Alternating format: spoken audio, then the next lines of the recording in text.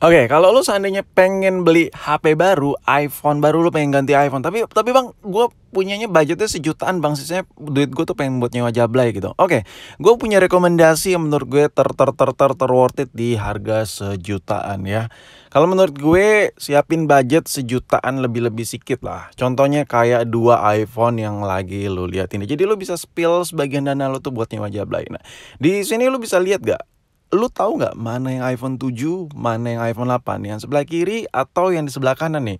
Kira-kira yang kiri iPhone 7 atau yang kanan yang iPhone 7? Atau yang iPhone 8 yang sebelah kanan atau yang iPhone 8 sebelah kiri? Ya, lu ada yang tahu nggak? Dari sisi penampilan atas seperti ini kira-kira lu ada yang tahu nggak? Iya, jawabannya adalah yang sebelah kiri adalah iPhone 8 dan yang sebelah kanan adalah di iPhone 7.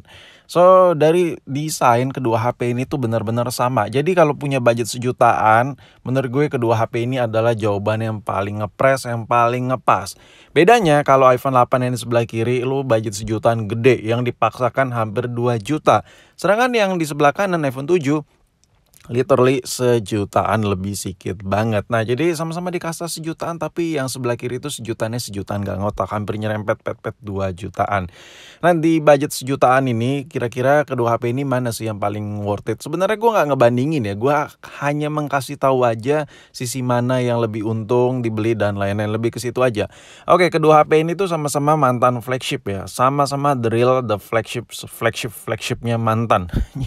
Ngomong apa sih Kimak satu ini?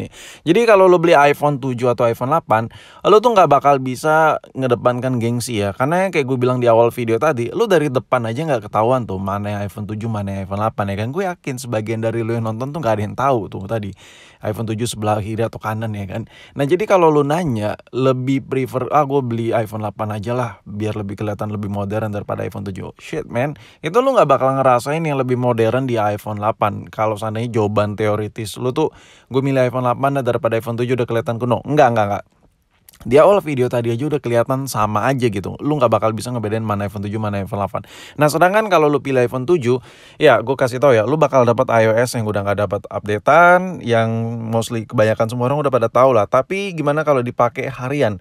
Sebenarnya gini, kasarnya gini, lu analogiin ke iPhone yang udah jadul ya. Contoh kayak iPhone 5S, iPhone 5S, sama anjir iPhone 7, iPhone 6s di bawahnya, di bawah seri iPhone 7 itu semuanya meskipun gak dapat updatean iOS, WhatsApp tetap bisa, TikTok tetap bisa, online shop sebagian tetap bisa.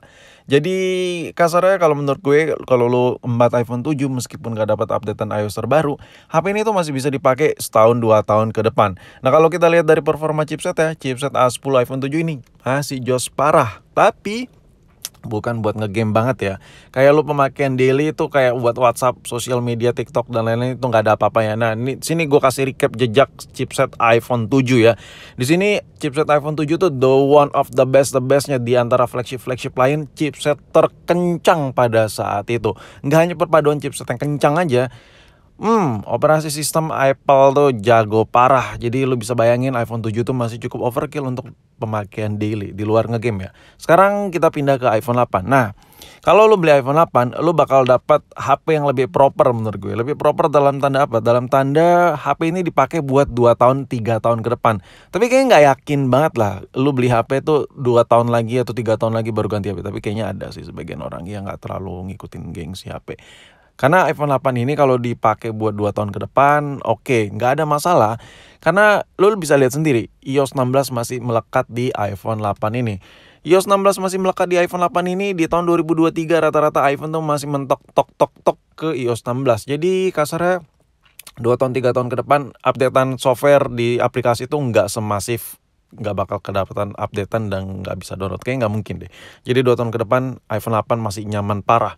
Nah sekarang ngomongin soal kamera antara iPhone 7 dan iPhone 8, bedanya apa? Bedanya nggak ada. Kalau lu pilih iPhone 7 bagus-bagus aja, lu pilih iPhone 8 juga bagus-bagus aja, cuman ya jelas ada bedanya untuk pemakaian yang lebih intens ya. Kayak oke, gue kasih analogi simpel lagi nih. Lo ngerekam pakai iPhone 8, jelas hasil video rekamannya itu lebih minim noise. Misalnya lo ngerekam objek apa gitu, contoh kayak gue ngerekam RC ya, RC warna merah yang lagi lo lihat ini, Ferrari F40.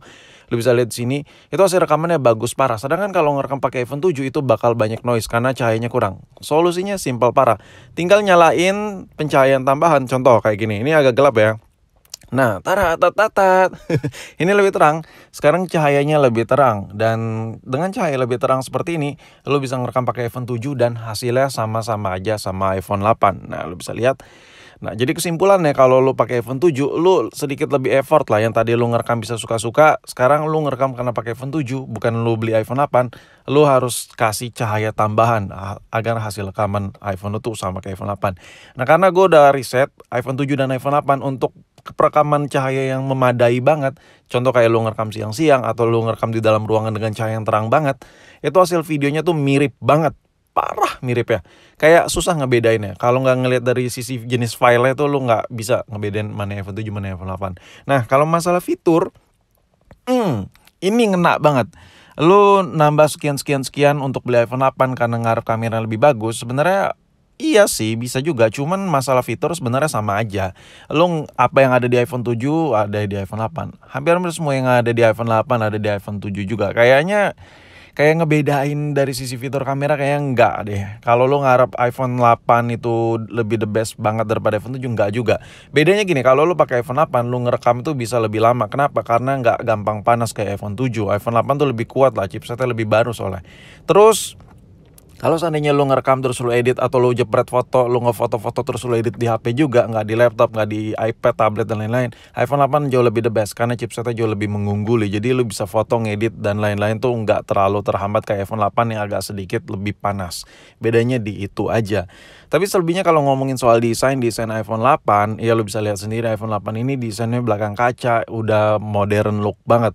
Cuman kalau dipakein silicone case sama aja kayak iPhone 7. Dari jauh tuh bakal kelihatan nggak ada iPhone 8-8-nya sama sekali. Orang tuh bakal ngira itu iPhone 7 atau iPhone 8 atau iPhone SE generasi kedua atau ketiga ya, kayak bingung gua. Jadi kalau masalah look, lu tuh nggak bisa teorisisin kalau iPhone 8 tuh jauh lebih modern dari iPhone 7 karena basic desainnya mirip-mirip aja. Sedangkan untuk iPhone 7 itu ngedesainnya tuh manually kayak zaman batu banget. Anjir, ngomong apa lah gue ya. Pokoknya kalau masalah desain itu balik lagi ke kesukaan masing-masing. Kalau lo tanya ke gue lebih suka desain iPhone 7 sih sebenarnya, apalagi matte black itu garang parah ya kan. Nah, sekarang kalau dari sisi pemakaian daily sebenarnya bedanya di mana sih, Bang? Oke, pertama kedua HP ini sama-sama layar 4,7 inch. Tapi ya kalau dilihat baterai iPhone 7 tuh sebenarnya lebih gede ya, 1900-an, sedangkan iPhone 8 cuma 1800-an. Tapi lu jangan terkecoh sama spek yang dikasih Apple. Lu bisa lihat tuh talk time-nya di sini sama-sama tembus di jam yang sama. Jadi kalau buat daya baterainya sama, itu menandakan bahwa chipset iPhone 8 itu minim daya banget ya kan, sehingga emang lebih rendah tapi konsumsi baterainya lebih irit daripada iPhone 7. Udah plus lagi iPhone 8 itu udah support fast charging. Jadi dari sisi pemakaian udah jelas beda. iPhone 8 itu jauh lebih enak dipakai karena baterainya sedikit lebih awet dari iPhone 8, dan ketika baterainya pun habis, ngecasnya jauh lebih ngebut daripada iPhone 7. Jadi menurut gue kesimpulannya kalau buat pemakaian yang super nyaman banget, pilihlah budget sejutaan ngepas hampir 2 juta, pilih iPhone 8. Menurut gue ini salah satu yang terworth it. Tapi kalau seandainya lo mampu cuma sejuta kecil, ya iPhone 7 yang kayak gue ceritain tadi juga bisa nyaingin iPhone 8. Kayak beda tipis banget gitu. Jadi menurut gue balik lagi sesuai kebutuhan kantong sih.